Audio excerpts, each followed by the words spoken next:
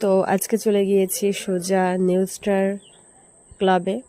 এখানে ঠাকুরের যত গয়নাগাটি মানে গোল্ডেন জিনিস আছে সব নাকি সোনালি করেছে। তো চলো সেটাই দেখাতে যাব যে এখন সত্যি কি তাই নাকি না। তো এখন আমরা ভিতরে ঢুকছি আস্তে আস্তে, দেখতেই পারছো। আর ঢুকেই তো কি বলবো, অসাধারণ ভিতরে করেছে, মানে অবাক করার মতো করেছে, দারুণ করেছে, একদম দারুণ। তারপরে যখন মায়ের দিকে চোখ পড়ে তখন দেখলাম হ্যাঁ সব গোল্ডেন জিনিস দিয়েই তৈরি, মানে যা দেখছে সব গোল্ডেনের গয়নাগাটিগুলো।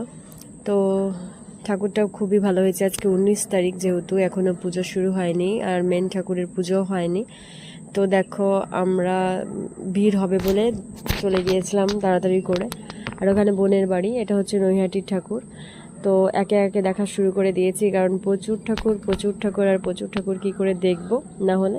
আর ভিড়ে বাচ্চা নিয়ে তো বুঝতেই পারো যে যাওয়া যায় না। আর অবশ্যই বলবে কিন্তু এই ঠাকুর কেমন হয়েছে।